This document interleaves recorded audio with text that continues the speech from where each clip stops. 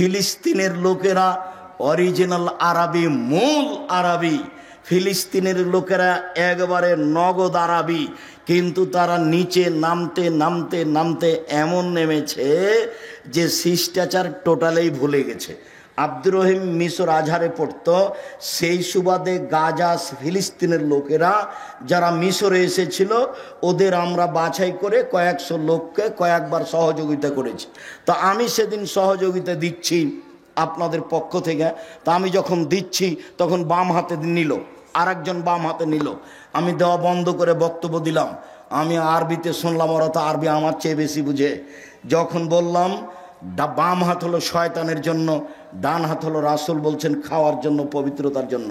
আয়েশা রাদিয়াল্লাহু আনহা বলছেন রাসূলের ডান হাত খানটা পবিত্র কাজের জন্য, খাওয়ার জন্য, আর বাম হাত খানটা খালা এই পেশাব পায়খানার জন্য, অমিন কাদারা, আর যে খারাপের ময়লার জন্য। ওরা একবারে গুলগুলো হয়ে বুঝলো আরবি, ওরা তো আরবিতেই জন্ম। এবার বললাম নেন, তখন বাম হাত বাড়িয়ে গেল। কেন বলেন তো? আদাত, অভ্যাস। বক্তব্য বুঝলো ঠিকই, কিন্তু যেটা চলমান অভ্যাস সেটা পরিবর্তন সহজে করতে পারলো না। বাম হাতে নিচ্ছে, বাম হাতে নিচ্ছে, বাম হাতে খাচ্ছে, বাম হাতে চা ধরছে। শয়তান খায় বাম হাতে, পেশাবের কাজ বাম হাতে, পায়খানার কাজ বাম হাতে, ছুঁচে বাম হাতে। মানুষ কি করে? ছুঁচে বাম হাতে, পায়খানা লাড়ে বাম হাতে। আচ্ছা, আপনি বাম হাতে চা খাচ্ছেন, আপনার একটু মানবতা নাই? আপনি শিক্ষিত মানুষ, কে বললো? আমি বলিনি ভাইজান, আমি কোনোদিন বলিনি। আপনাকে আমি গরু ছাগলের মতো মনে করি। বুঝেও বুঝে না ওরা, অন্তর আছে বুঝে না, দেখেও দেখে না ওরা, চক্ষু আছে দেখে না, শুনেও শোনে না ওরা, কান আছে শোনে না। উলাইকা কালানাম, তারা পশু প্রাণীর মতো, তারা গরু ছাগলের মতো, তারা কুকুর শ্রেণীর মতো, ভালো মজাও তার চেয়ে বেশি। চোখ ঢেকে বন্ধ করে আয়না ঘরে রাখাও খুব একটা যে কম তার চেয়ে তা নয়, এটাও বছর বছর কম নয়। তো জালেমের বিচার দুইবার হবে। ফেরাউন তো বোকা ছিল না। পানি দুই দিকে দাঁড়িয়ে আছে, যেখানে পানির গভীরতা 1 কিলোমিটার সেখানে পানির পাহাড়ের উঁচুতা 1 কিলোমিটার, যেখানে পানির গভীরতা 10 কিলোমিটার সেখানে পানির পাহাড়ের উঁচুতা কত? 10 কিলোমিটার। পানি তো দুই দিকে দাঁড়িয়ে আছে। তো এই রাস্তা দিয়ে মুসা আলাইহিস সালাম চলে গেলেন। ফেরাউন চলে গেলে পানি জমা হয়ে যাবে না, যে এইটা ফেরাউনের বিশ্বাসের অভাব ছিল না, যেতেও পারে। কিন্তু সে এত ক্ষেপে আছে যে রাগের কারণে তার বুদ্ধি কমে গেছে। আপনি রেগে গেলেন তো হেরে গেলেন। রাগ মানুষকে ভুল পথে নিয়ে যাবে। তাই একজন লোক এসে বলছেন, আল্লাহ নবী ফাউসিনি বিখাইরিন, আমাকে কল্যাণের উপদেশ দেন। তখন আল্লাহ রাসূল বলছেন লা তাগজাব, রাগ করো না। আরো বলেন কিছু, লা তাগজাব, রাগ করো না। আরো কিছু বলেন, লা তাগজাব, রাগ করো না। এই কথা রাসূল সাল্লাল্লাহু আলাইহি ওয়াসাল্লাম বারবার বললেন, হাদিস বুখারী মুসলিম। তো রাগের কারণে তার বুদ্ধি কমে গেছিল। সে যখন ভিতরে চলে গেল তখন তো পানি এক জায়গায় জমা হয়ে গেল। যখন জমা হয়ে গেল তখন ফেরাউন বলল, আমান্ত আল্লাহ ইলাহা ইল্লাল্লাযী আমানাত বিহি বানু ইসরাঈল, আমিও সে আল্লাহকে মেনে নিলাম যে আল্লাহকে বানু ইসরাঈল মুসা মেনে নিয়েছে। ওয়া আনা মিনাল মুসলিমিন, আমি একজন মুসলিম। এই কথা ফেরাউন বলল। তা আল্লাহ বললেন আলান, ও এখন আসাইতা কাবল, তুমি তো একটু আগে নাফরমান ছিলে, এখন মেনে নিলে। তারপরে বলছেন আল ইয়াউমা নুনাজ্জিকা বিবাদানিকা লিতাকুনা লিমান খালফাকা আয়া।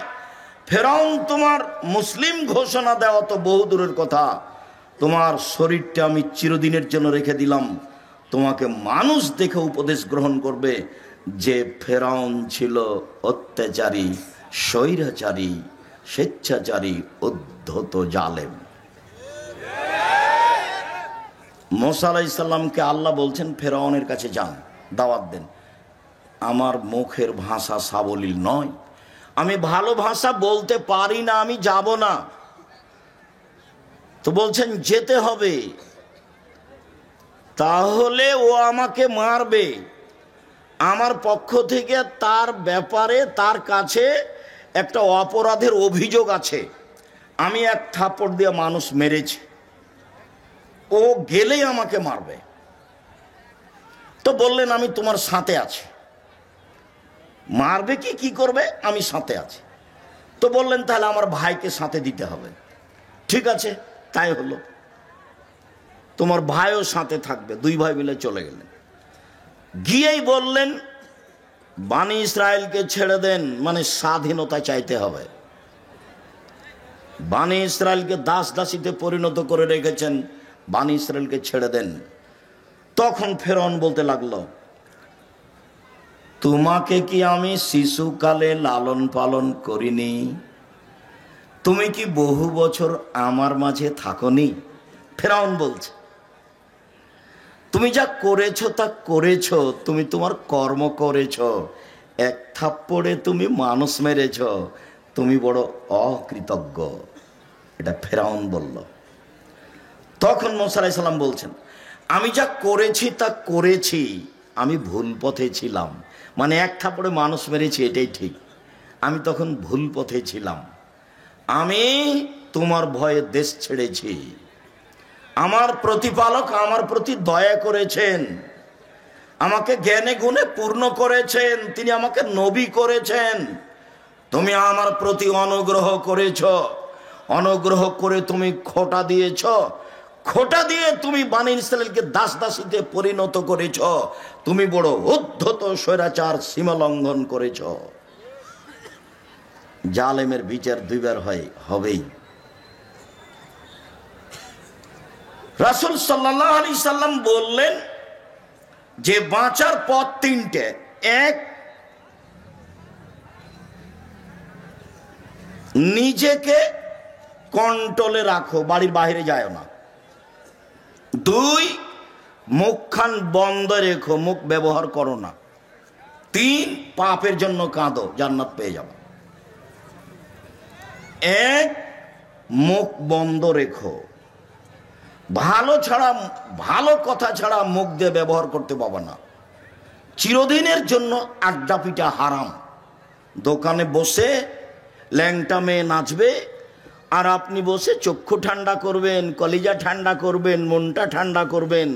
এই নোংরা নেক্কারজনক জঘন্য কাজ ত্যাগ করতে হবে। চিরদিনের জন্য দোকানে বসে আড্ডা পিটা হারাম। দুইজন যেখানে বসে আছে সেখানে যাবেন না। উপার্জন করে খান, 5 ওয়াক্ত সালাত আদায় করবেন, এশার সালাত আদায় করে ঘুমিয়ে যাবেন। রাত 10টায় ঘুমিয়ে যাবেন, রাত 3টায় উঠবেন, 5 ঘন্টা ঘুম হয়েছে। 3টায় উঠে কিছু 2 রাকাত সালাত আদায় করবেন, প্রয়োজনীয় জিনিস আল্লাহর কাছে চাইবেন। রাত 3টার পরে আল্লাহ মানুষের নিকটে হয়ে যায়। রাত 3টার পরে যদি মানুষ উঠে, তখন মানুষ কার নিকটে হয়ে যায়? আল্লাহর নিকটে হয়ে যায়। তখন যা বলে সেটাই গ্রহণ হয়। একাধিক সহিহ হাদিস, সে আলোচনা এখন নয়। আপাতত এই যে জাহান্নাম থেকে বাঁচার 1 নাম্বার পথ, মুখ বন্ধ রেখো। মুখ ব্যবহার করতে হবে না, ক্ষমতা দেখাতে হবে না, দাপট দেখিয়ে 2 দিন বেঁচে থাকার প্রয়োজন নেই। দাপট হারিয়ে যাবে, দাপট হারিয়ে যাবে, চিরদিন থাকবে না। ক্ষমতা চিরদিন থাকার জিনিস নয়। জরুরি প্রয়োজন ছাড়া বাড়ির বাইরে যাওয়া হবে না। উপার্জন করে আসবেন, বাড়িতে ঢুকবেন, আহাল পরিবার আছে, ছেলে মেয়ে আছে, তাদের সাথে থাকেন, কথা বলেন। 10টায় ঘুমে, এই ছেলে, জায়গার তুলনায় উপস্থিতি অনেক বেশি। আমি আপনাদেরকে আন্তরিকভাবে অনুরোধ জানাচ্ছি, আমাকে দেখতে পান আর না পান, দয়া করে মুখখান বন্ধ রাখেন কিছু সময়। আপনাকে আমি জোরালোভাবে আন্তরিকভাবে অনুরোধ জানাচ্ছি, আমি আপনার জন্য এসেছি। আপনার আমি কিছু না কিছু উপকার করবই করব ইনশাল্লাহ। আপনি দয়া করে কোনো সুবিধা নিতে চায়েন না। এখন এরা আপনাকে সুবিধা দিতে পারবে না। কাজে আপনি মুখখান বন্ধ রাখলে আরো 5 জন কিছু শুনবে, আপনিও কিছু শুনবেন। আর এখন যদি আপনি আপনার প্রয়োজন মিটান বা দোকান পাশে বসে কথা বলেন, তাহলে আপনার এই চরিত্রকে আমি ঘৃণা করি। আমি আব্দুর রাজ্জাক বিন ইউসুফ, চাঁপাই নবাবগঞ্জের মানুষ, মানে আমি আপনার কাছের মানুষ। আমি আপনার কাছে সবচেয়ে ভালোবাসা পাওয়ার হক রাখি, আমি আপনার কাছে সবচেয়ে বেশি দিন প্রচার করার অধিকার রাখি, এবং আপনি দিন ধর্মের ব্যাপারে আমার সাথেই পরামর্শ করবেন, এটা আমার আন্তরিক দাবি। আমি তাতে বলেছি, জাতির যদি রাস্তাঘাট করে দিতে না পারি, জাতির যদি স্কুল কলেজ করে দিতে না পারি, জাতিকে চূড়ান্ত সঠিক ধর্ম দিতে পারবো ইনশাআল্লাহ। ধর্মের ব্যাপারে জাতিকে ফাঁকি দিয়ে পরকাল হারাতে রাজি নই। আমি অন্য কাজ করি না, দিন রাত যেটা কাজ করি, 1 নম্বর কাজ হলো শিক্ষকতা করা। একবারে ক্লাসের যেটা শেষ কেতাব বুখারী সেটা পড়াই। 2 নম্বর কাজ হলো ফতোয়া লিখা। আমি শরীয়ত মোটামুটি বুঝি মানুষ হিসাবে, তবে মানুষ ভুলের ঊর্ধ্বে নয়। আমি আলহামদুলিল্লাহ ফতোয়া লিখি প্রায় 26 বছর থেকে। আর দিন ধর্ম প্রচার করি, তখন অপ্রয়োজনীয় কোনো কথা বলি না, কোনোদিন কেসা কাহিনী বলি না। একবারে 90 সাল থেকে নিয়ে এখন পর্যন্ত সব চ্যালেঞ্জ দেওয়া আছে। কোনো জায়গাতে যদি দেখা যায় যে আমি মাযহাবের ব্যাপারে কথা বলেছি বা সরকারি কথা বলেছি, তাহলে আমি জাতির সামনে কথা বলবো না। এক, মুখ বন্ধ রাখতে হবে, মুনাফিকি করে কোনো লাভ নেই। দিন রাত হ্যাঁ করে হেসে এর বিরুদ্ধে বলে এখানে সেখানে গিয়ে তাহাজ্জুদ পড়ে জান্নাত কিনে যাবে না। আর এসব এক শ্রেণীর অশিক্ষিতা মেয়ে, আর বাপে বলেছে আমার মেয়ে master degree pass. Master degree pass যে তুমি, তো তোমার মাথায় কাপড় নেই। তুমি কে বললো তোমাকে মাস্টার ডিগ্রি পাস? তুমি কি করে শিক্ষিতা হলে? তোমাকে দেখে মানুষ পাপ করে, তোমাকে দেখলেই পাপ হয়। তুমি কিভাবে শিক্ষিতা হলে? শিক্ষিতা মানে শিক্ষা কি মানুষের ক্ষতি করে? শিক্ষা মানুষের ক্ষতি করে না শিক্ষা মানুষের উপকার করে? তো তোমার দিয়ে তো ক্ষতি হয়। আর তোমাকে আমি কি দিয়ে বলবো? তোমার কথাটা আমি পরে বলতে চাচ্ছিলাম, দুঃখিত, আগেই চলে আসছে। যে আল্লাহ নবী বলছেন নবীগণের বৈশিষ্ট্য শিষ্টাচার 10টা। এটা বৈশিষ্ট্য নবীগণের। সব নবী এই শিষ্টাচার পালন করেছেন, আদম থেকে নিয়ে মুহাম্মদ সাল্লাল্লাহু আলাইহি সাল্লাম পর্যন্ত সব নবী। শিষ্টাচার 1, এফাউল্লাহ, দাড়ি বড় করতে হবে। ছোট করা, চেঁচে ফেলার কোনো সুযোগ নেই। দাড়ি চেঁচে ফেললে নারী সাদৃশ্য হয়। দাড়ি চেঁচে ফেললে মানুষ নারী মহিলার মতো হয়ে যায়। দাড়ি চেঁচে ফেললে পুরুষত্বা কমে যায়। দাড়ি চেঁচে ফেললে চোখের পাওয়ার কমে যায়। তো নবীগণের বৈশিষ্ট্য 1, দাড়ি ছেড়ে দেওয়া তার নিজের গতিতে। 2, কাসুস সারেব, মোচ কেটে ফেলা। মোচ চেঁচে ফেলতে হবে না, কেটে ফেলতে হবে। মোচ কিছু থাকবে, এটা পুরুষের পরিচয়। 3, কাসুল আজফার, নখ কেটে ফেলা। তো তুমি একটা মাস্টার ডিগ্রি পাস মেয়ে, ম্যাট্রিক পাস করেছো, তোমার নখ বড় আছে, তুমি বলো দেখি কিভাবে তুমি শিক্ষিতা? কে তোমাকে বললো শিক্ষিতা? আমি আব্দুল রাজ্জাক বিন ইউসুফ বলিনি। তোমার বাপ যদি বলে থাকে, তোমার বাপও অশিক্ষিত মানুষ। তোমার মা যদি বলে থাকে, তোমার মাও অশিক্ষিত মানুষ। আর তোমার মা যদি কোনোদিন তোমাকে নখ কাটতে না বলে থাকে, নিশ্চিত তোমার এটা মা নয়, এটা তোমার সৎ মা। নিশ্চিত এটা তোমার খালা। সৎ মা ছাড়া তোমার কল্যাণ চাইলো না কেন? তোমার কল্যাণ চাইলো না কেন? মা তো এরকম হয় না। মার ব্যাপারে একটু পরে কথা আসছে, মা কাকে বলে, যেহেতু আদর্শ পরিবার আলোচনা। তো নখ বড় কেন? কেন নখ বড়? নবীগণের বৈশিষ্ট্য নখ কেটে ফেলতে হবে। রাস্তাঘাটে দেখেছি সেই জন্য রাখতে হবে? বিমানবালার আছে সেই জন্য রাখতে হবে? হিন্দুদের নীতি হলো কপালে টিপ দেওয়া। হিন্দুদের নীতি হলো কপালে টিপ দেওয়া। তোমার কপালে টিপ কেন? ইহুদি খ্রিস্টানদের পতিতালয়ের মেয়েদের বৈশিষ্ট্য হচ্ছে নখে নেইল পালিশ দেওয়া। ইহুদি খ্রিস্টানদের পতিতালয়ের মেয়েদের বৈশিষ্ট্য হলো নখে নেইল পালিশ দেওয়া। ইহুদি খ্রিস্টানদের পতিতালয়ের মেয়েদের বৈশিষ্ট্য হলো নখে নেইল পালিশ দেওয়া। তো তোমার নখ বড়ই বা কেন, তোমার নখে নেইল পালিশ কেন? কে জবাব দিবে? আমি যদি তোমার বাপ মাকে অশিক্ষিত প্রমাণ করতে না পারি, আমি আব্দুর রাজ্জাক বিন ইউসুফ নিজের জেলায় বক্তব্য দেওয়া ত্যাগ করলাম, জিন্দেগিতে বক্তব্য দেব না।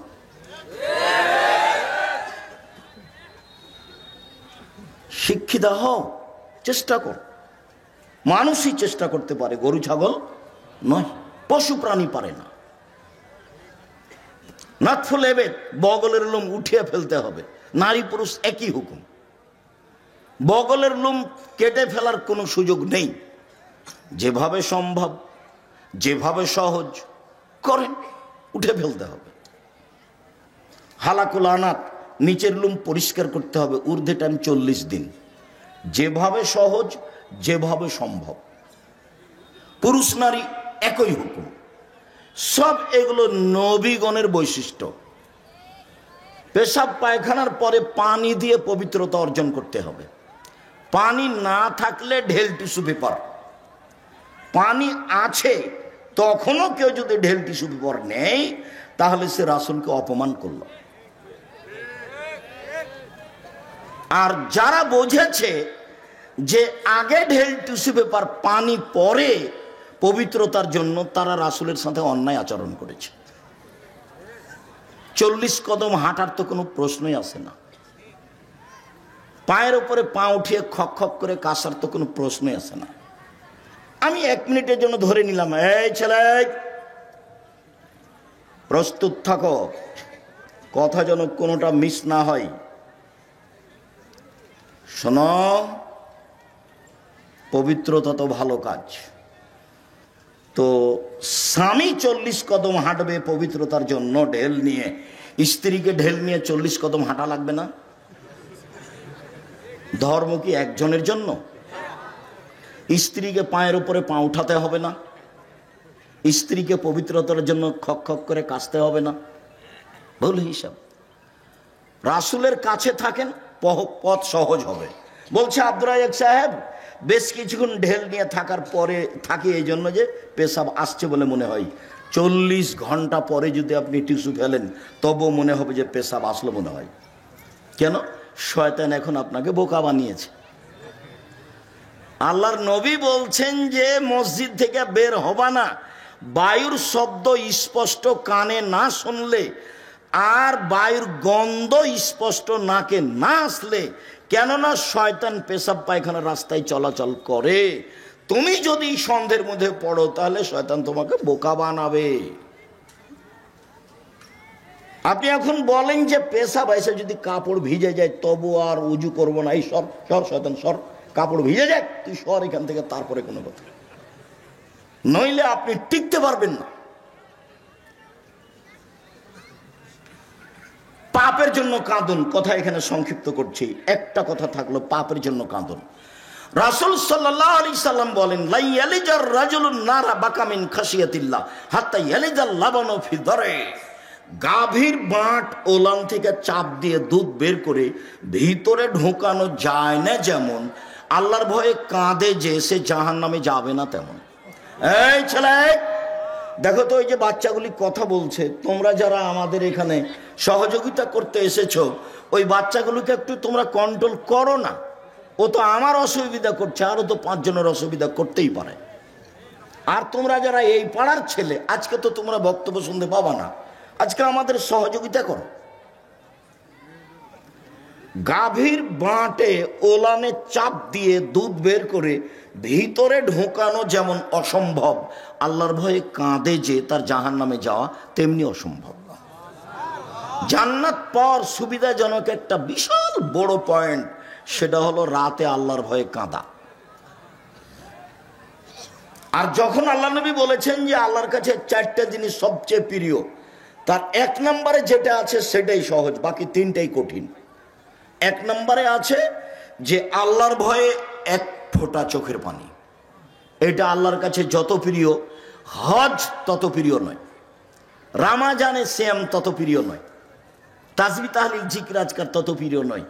1 ফোঁটা চোখের পানি আল্লাহর কাছে যত প্রিয়। নিজেকে জাহান্নাম থেকে বাঁচাও, আল্লাহর ঘোষণা।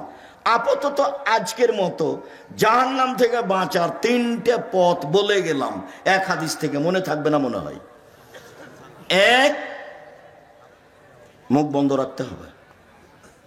2, জরুরি প্রয়োজন ছাড়া বাইরে যাওয়া যাবে না। তাই বলা হয়েছে দোকানে বসে আড্ডা পিটা হবে না। দোকানেতে ল্যাংটা মেয়ে নাচে, সেটা কেন এখানে? সেটা কেন? আল্লাহ নবী মুহাম্মদ সাল্লাল্লাহু আলাইহি ওয়াসাল্লাম বলেছেন, লা ইয়াকুনান্না ফি হাযিল উম্মাহ খাসফুন ও মাসখুন ও কাযফুন। আমার উম্মতের উপরে 3টে বিপদ নেমে আসবে। 1, ভূমিকম্প হবে। 2, আকার আকৃতি পরিবর্তন হবে। সন্ধ্যায় থাকবে মানুষ, সকালে হবে শোর বানর, একবারে হুবাহু শোর হয়ে যাবে। আমার উম্মতের উপরে 3টে বিপদ নেমে আসবে 3টা পাপের কারণে। 1, ভূমিকম্প হবে। 2, আকার আকৃতি পরিবর্তন হবে। সন্ধ্যায় ছিল মানুষ, সকালে হবে শোর বা বানর। 3, সমস্যা নেমে আসবে। মসজিদে মারামারি, মাদ্রাসায় মারামারি, রাস্তাঘাটে কেউ কাউকে মানে না, জিনিসের দাম বেড়ে যায়, কোনো জিনিস কন্ট্রোলে নেই, সমস্যা নেমে আসবে। পাপ 3টে। 1, ওয়াযালিকা ইযা যারাবু বিল মাআসিফ, ইযা শারাবুল খুমরা, যখন মানুষ নেশাদার দ্রব্য পান করবে।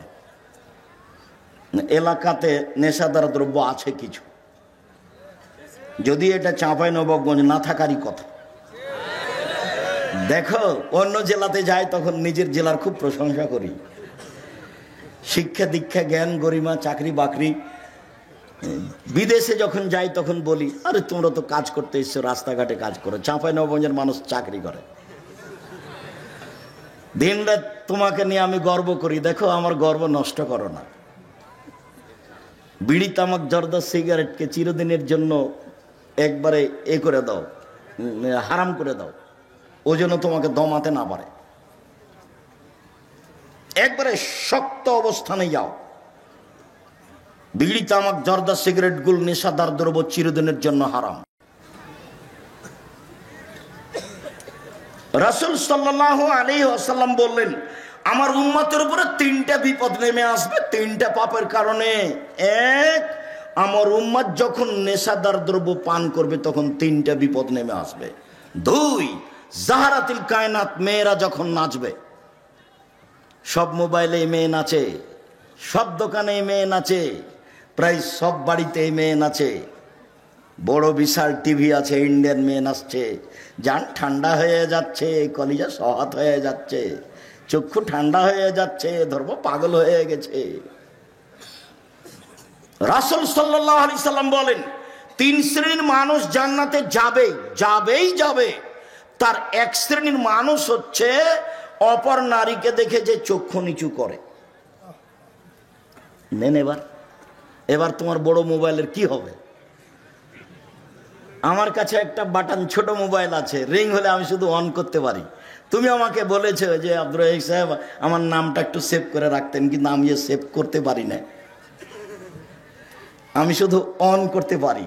ও দিয়েই জামিয়া সালাফিয়া চলে, মানুষের সাথে ওইটা দিয়েই কথা বলি।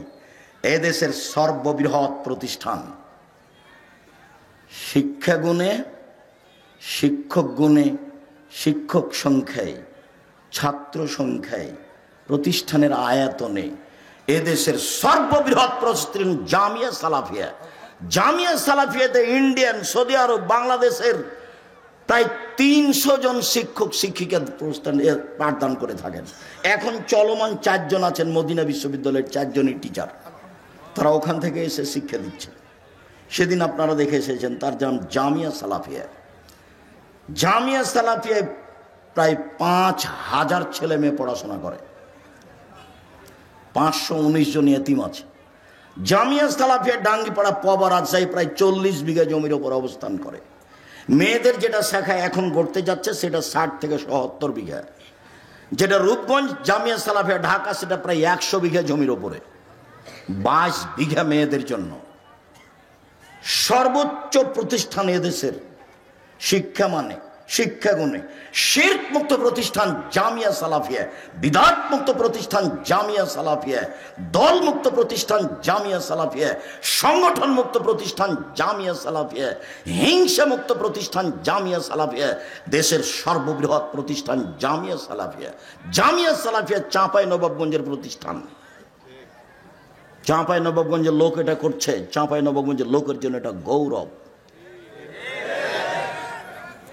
অতএব আমি আপনার ছেলের সার্বিক কল্যাণ কামনা করি, এ কথাই ঠিক। সম্মানিত দ্বীনি ভাই বোন, রাসূল সাল্লাল্লাহু আলাইহি সাল্লাম বললেন, মেয়েরা যখন নাচবে তখন তিনটা বিপদ নেমে আসবে। 2, 3 অজারাবু বিল মাযিফ, যখন বাদ্যযন্ত্র প্রকাশ পাবে তখন তিনটা বিপদ নেমে আসবে। সব বাড়িতেই বাজনা বাজে, সব দোকানেই বাজনা বাজে, সবার কানেই বাজনা চলে, ল্যাংটা মেয়ে নাচে সবার কানে।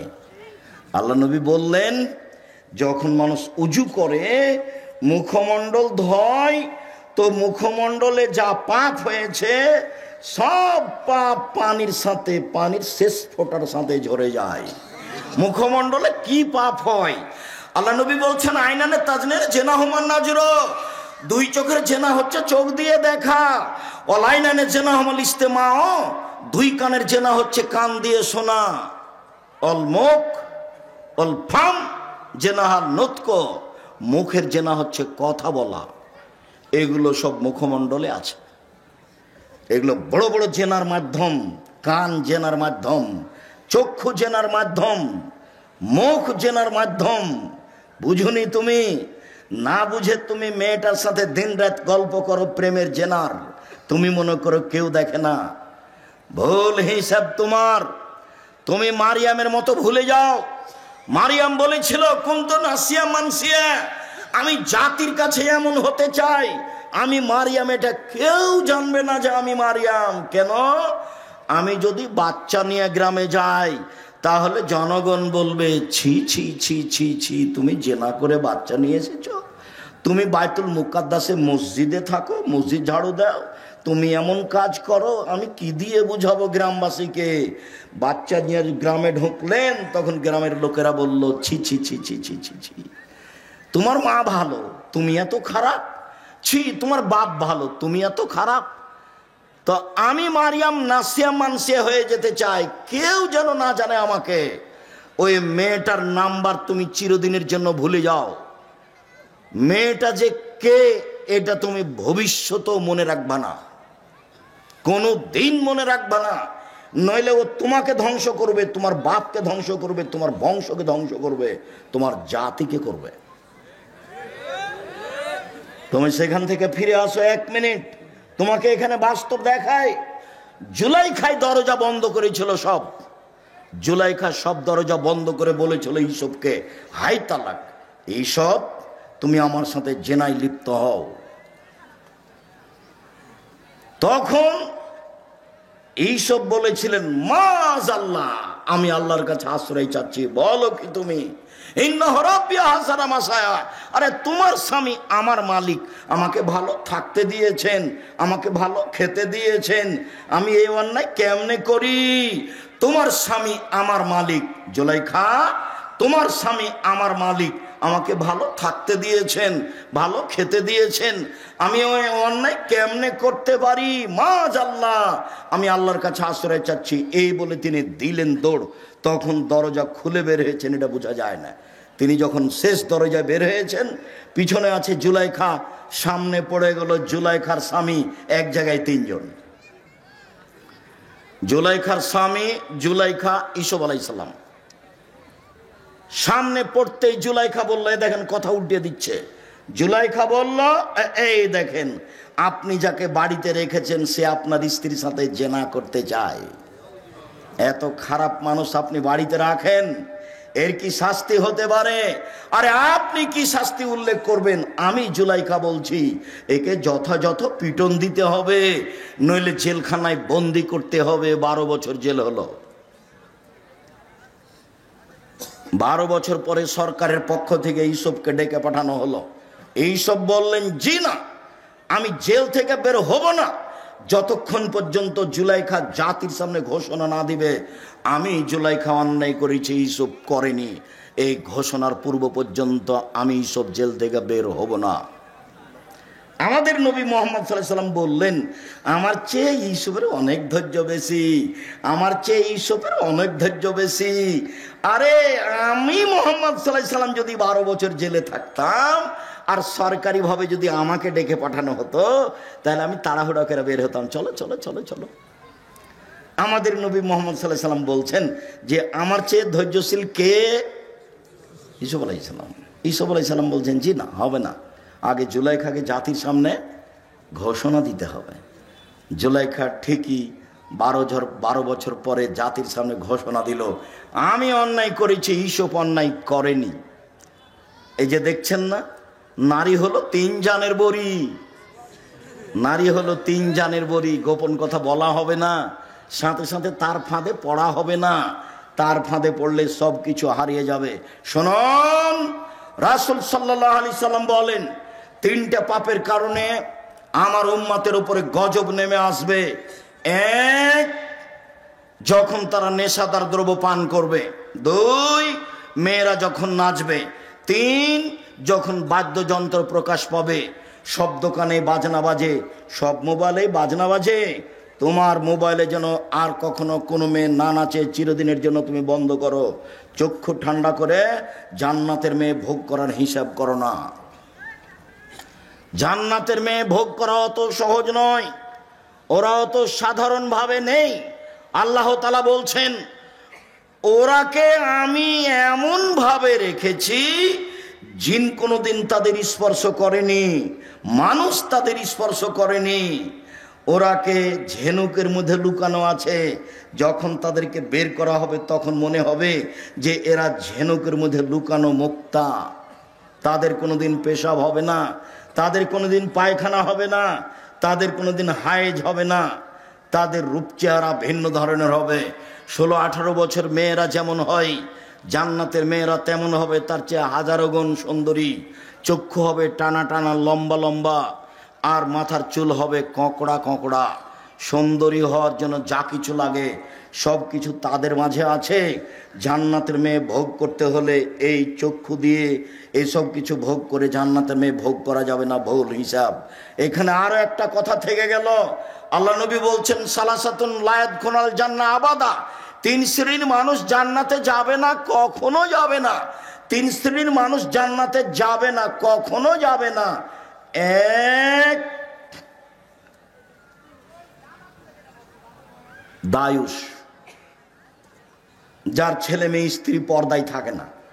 গ্রামের সবাই নাকি চাচা, গ্রামের সবাই নাকি বড় ভাই, সবাই নাকি ছোট ভাই, ধর্ম এইভাবে আছে। তাহলে তো বিবাহের মতোই হয়ে গেল। থুবড়া খাওয়াচ্ছে, তখন ওই লোকটার সামনে মেয়েটা বসে আছে, এটা তো চাঁপাইনবাবগঞ্জ। তো মেয়েটা বসে আছে আর ওই লোকটা তার মুখে ক্ষীর তুলে দিচ্ছে। কত নোংরা নীতি বিবাহের! ছি ছি ছি ছি ছি। বইয়ের মুখে ক্ষীর তুলে দিতে হয়, বইয়ের মুখে দিতে হয়। ও কি বউ? ওই মেয়েটার বিবাহ হবে, তাই থুবড়া, তাই সবাই গ্রামের লোক থুবড়া খাওয়াচ্ছে। আর মহিলাগুলো গীত বলছে আর বলছে টাকা দিলে মুখ খুলবো। থুবড়া চিরদিনের জন্য হারাম। থুবড়া শব্দর মুখের উপরে পেশাব করে দিতে হবে, দিয়ে বলতে হবে থুবড়া পৃথিবীতে নেই। 20 বছর পরে কেউ যদি বলে থুবড়া, তাহলে আর কেউ বলবে কি গো, থুবড়া কি জিনিস গো? আচ্ছা, থুবড়া শব্দ কি তাহলে ডিকশনারিতে দেখতে হবে নাকি, কি সেটা? এমন হতে হবে। যেমন ডুলি বিবি শব্দ চিরদিনের জন্য হারাম, ডুলি বিবি শব্দ একবারে ভুলে যেতে হবে, ডুলি বিবি কোনো শব্দই নেই। বিবাহতে গিয়ে মাঝা খরচ দিতে হবে, এটা হারাম। বিবাহতে ছেলের পক্ষ থেকে মেয়ের পক্ষ থেকে যা গেছে আপনার ওই ইয়েতে বরণতাতে ক্ষীর কাঁচিতে ছেলের পক্ষ থেকে তার ডবল যাবে, এই নীতি হারাম। মেয়ের বাপকে সব কিছু বেশি দিতে হবে, এই নীতি হারাম। বড় মেয়েদের গীত গাওয়া, এই নীতি হারাম। বউ দেখতে যেয়ে টাকা দেওয়া, এই নীতি হারাম। চাঁপাইনবাবগঞ্জের বিবাহের শুরু থেকে শেষ পর্যন্ত একটা কাজ যায় যে একথা আমার জানা নেই। শুরু থেকে শেষ পর্যন্ত সবই হারাম। একটা কাজ যায় আমি এই জেলার মানুষ হিসেবে আমার জানা নেই। যদিও এরা একটা কাজ মনে করে যে উকিল বাপ লাগে, উকিল বাপ লাগে। তো রংপুর, দিনাজপুর, লালমনিরহাট, নীলফামারী, কুড়িগ্রাম, পঞ্চগড়, ঠাকুরগাঁ এসব ডিস্ট্রিক্টের মানুষ মনে করে যে উকিল বাপ ধরাই লাগবে। আর চট্টগ্রামের লোক মনে করে যে উকিল বাপই হলো বাপ। আজ থেকে ওই হলো বাপ, ওই মেয়ের বাড়ি যাবে, ও আসবে, এই হলো বাপ ঘোষণা হয়ে গেছে। যাবে আসবে, যাবে আসবে, মরা পর্যন্ত হলো বাপ আর হলো বেটি। কেমন কথা! এ কোন ধরনের নোংরা নীতি? বিবাহের জন্য 4 জন সাক্ষী লাগে না 2 জন লাগে? 4 জন নয়, খাতাতে নিয়ম লিখা আছে, ওটা হারাম। 2 জন সাক্ষী পক্ষে নয়। একটা বিবাহ জায়েজ হওয়ার জন্য কয়টা সাক্ষী? 2 জন, বাস। কোর্টের বিবাহ বাতিল। কোর্টে যদি বিবাহ হয় আর মেয়ে যদি 10 ছেলে হয়ে যায় তো 10টাই হারাম। 10 ছেলের মায়ের বিবাহ পড়াতে হবে। কাকে দিয়ে পড়াতে হবে? ওর বাপকে। বলো ওর বাপ মারা গেছে। তো ওর ভাই, বলো ওর বড় ভাই মারা গেছে। তো হলো ওর ছোট ভাই, ছোটটাও মারা গেছে। কে আছে? যেগুলো ছেলে জন্ম নিয়েছে সেগুলো আছে। ওর মা ওর বিবাহ পড়ায়।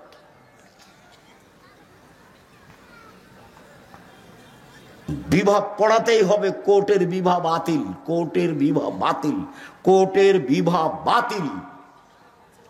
আমি বলিনি, ও কথা মুহাম্মদ সাল্লাল্লাহু আলাইহি ওয়াসাল্লাম বলেছেন। বলছিলাম আল্লাহ তাআলা বলেন, তোমরা নিজেদেরকে জাহান্নাম থেকে বাঁচাও, পরিবারকে জাহান্নাম থেকে বাঁচাও।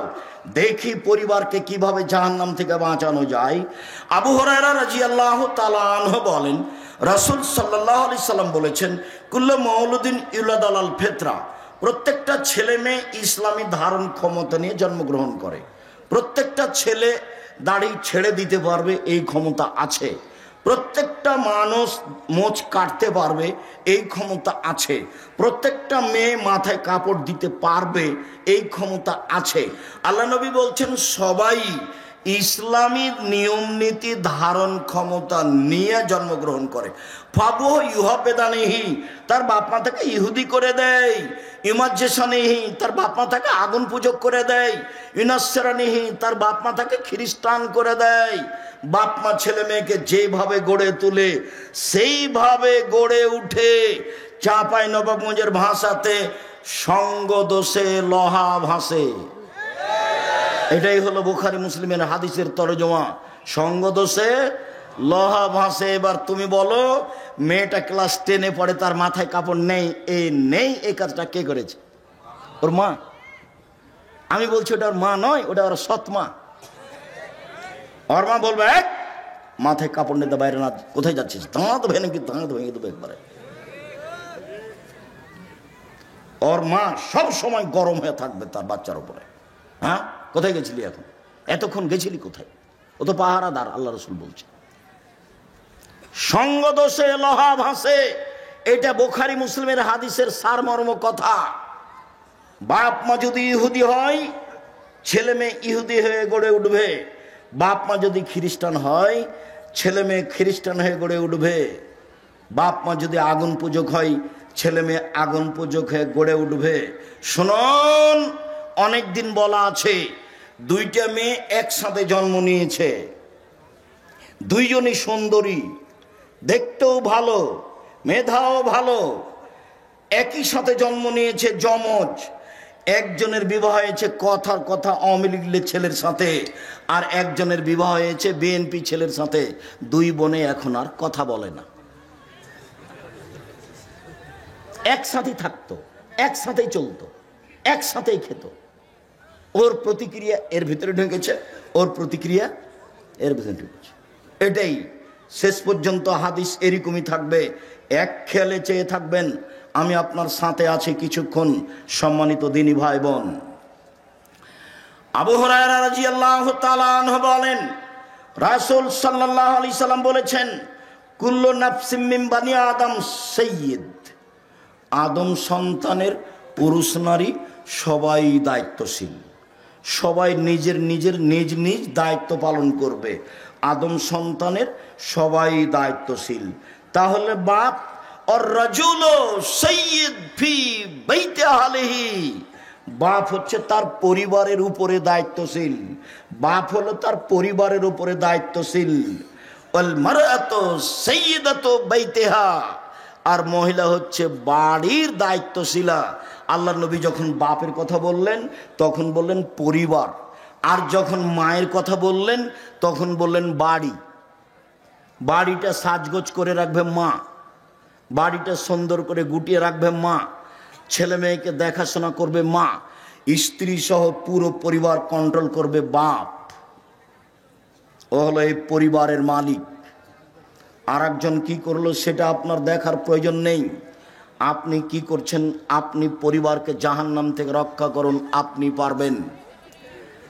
ছেলের দাড়ি চাঁচা আছে, জবাব আপনাকে দিতে হবে।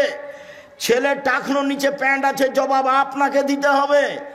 আপনার বাড়িতে একটা নিয়ে এসেছেন পট, বাচ্চার পায়খানা করা পট, সেটা হলো ঘোড়া, জবাব আমি দিব। এই বাড়িতে তো ফেরেশতা আসবে না, আপনি এই পট কিনলেন কি করে? এই পট যদি আমাদের বাড়িতে যায় তাহলে প্রথমত মাথাটা কেটে দেওয়া হবে, যদি না হয় ফেরত দেওয়া হবে, যদি না হয় তাহলে মাটিতে পুঁতে দেওয়া হবে। আপনার স্ত্রী কি দায়িত্ব পালন করে?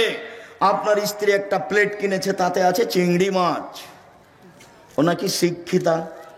আপনার স্ত্রী একটা আয়না কিনেছে, আয়না হলো রুই মাছ। আপনার স্ত্রী একটা তরকারির বাটি কিনেছে, সেটা হলো কাতল মাছ। কি বুঝাতে চাচ্ছেন আপনি আমাকে? আপনার শোকে যে কাঁকড়া সাজানো আছে, আপনার স্ত্রী অ্যালবামে ছবি ছেলে মেয়ের রেখেছে, বাপ মায়ের রেখেছে, এ শিক্ষিতা নয়। একজন অশিক্ষিতা মহিলা এ পরিবার কন্ট্রোল করতে পারে না, আপনিও পারবেন না। আপনি আপনার পরিবারের দায়িত্ব পালন করেন না। আপনার বাড়িতে কার্টনওয়ালা গেঞ্জি গেল কেন? আপনার ছেলের গায়ে কার্টন আছে, দেখা যাচ্ছে ছবি মানুষের, দিনরাত ঘুরে বেড়াচ্ছে, চোখে পড়ে না? আপনার স্ত্রী আপনার বাচ্চার পায়জামাটা প্যান্টটা রোজ ধুয়ে দিচ্ছে, প্যান্টটা টাকানোর নিচে যায়, সেটাও দেখতে পায় না। ও যে দায়িত্বশীল, কি দায়িত্ব পালন করে? আপনি যে দায়িত্বশীল, কি আপনি দায়িত্ব পালন করেন? সম্মানিত দিনী ভাই বোন, আব্দুল্লাহ ইবনে ওমর রাদিয়াল্লাহু তাআলা আনহু বলেন, এই ছেলে বসো, অল্প সময়, আপনি বিরক্ত হয়ে আমাকে কষ্ট দিবেন না। আর আমি তাফসির মাহফিল করতে আসিনি যে আপনি বাদাম খাবেন আর আমি কেসা কাহিনী বলবো, এরকম কাজ আমি করি না। আর তাফসির মাহফিলের কথাটা আসতে আপনার সাথে আমি একটা কথা বলে রাখছি। আমি আব্দুর রাজ্জাক বিন ইউসুফ, আপনার বাড়ির মানুষ। আমি চাঁপাইনবাবগঞ্জের মানুষ, মানে আমি আপনার বাড়ির মানুষ, আপনার বাড়ির মানুষ আমি হতে চাই। আপনি উপেক্ষা করে কিছু করলে জবাব আপনাকে কিয়ামতের মাঠে দিতে হোক, এটা আমি চাই না। শুনুন, আল্লাহ রাসূল বললেন, পৃথিবীর মানুষ বাল্লিগু আন্নী ওয়ালা আয়া, আমার একটা কথা জানা থাকলে অন্যকে বলো। পৃথিবীর মানুষ, আমার একটি কথা জানা থাকলে অন্যকে বলো। দুই, ওয়া হাদ্দিসু আন বানি ইসরাঈল ওয়ালা হারাজ, বানি ইসরাঈলের কাহিনী বলো, কোনো দোষ নেই। বানি ইসরাঈলের কাহিনী বলো, কোনো দোষ নেই। আমান কাযাবা আলাইয়া মুতাআম্মিদান ফালিয়াতাবাওয়া মাকাদাহু মিনান নার, কেউ যদি কোনো কথা আমার নামে বলে, সেই কথা যদি আমার না হয়, তাহলে তার থাকার জায়গা জাহান্নাম। পাগড়ি যত বড়ই হোক, জুব্বা যত বড়ই হোক, রেহাই হবে না। আপনি যেই কথাটা মুখ দিয়ে বললেন, যেই কথাটা কলমে লিখলেন, সেটা যদি নবীর না হয়, তাহলে আপনার থাকার জায়গা জাহান্নাম। জেনা করে জাহান্নামে গেছে এ কথা নয়, সুদ খেয়ে জাহান্নামে গেছে এ কথা নয়, মানুষকে মেরে জাহান্নামে গেছে এ কথা নয়, জুলুম অত্যাচার করে জাহান্নামে গেছে এ কথা নয়। ধর্মের নামে একটা কথা বলেছে যেটা রাসূলের নয়। আমি আপনাকে শতদিন বলেছি, আমার চাচাতো ভাই চাঁপাইনবাবগঞ্জ শহরের ওই পাশে বক্তব্য শুনতে এসে আমাকে বাড়িতে গিয়ে বলছে যে তাফসির যে করলো, সে কি তাফসির, ওগুলো তোরা জানিস না। ভাইজান কি বললো? ও ছাড়, ওগুলো তোরা পারবি না। আচ্ছা বলেন, আমি একটু শুনি, কি করলে একটু বলেন না। তখন বলছে জীবনে ওই সব তাফসির শুনিসনি। আচ্ছা শুনিনি, বলেন তো। বলছে যে আদম আলাইহিস সালাম ঘুম থেকে উঠে দেখেন পাশে একজন সুন্দরী মহিলা। তো আদম আলাইহিস সালাম হাত বাড়ালেন, তখন ফেরেশতা বলছেন থামেন। তো আদম আলাইহিস সালাম বলছেন কেন? তাহলে মোহর দিতে হবে। মোহর আবার কি? তো বলছে যে মুহাম্মাদের নামে 10 বার দুরূদ পড়ে দিতে হবে, সেইটা হলো মোহর। আল্লাহ বলছেন যে আদম আলাইহিস সালাম সবচেয়ে বড় শিক্ষিত পৃথিবীতে। কেন? আল্লাহ বলছেন আমি আদমকে কি করেছি? সব কিছু শিখিয়ে দিয়েছি।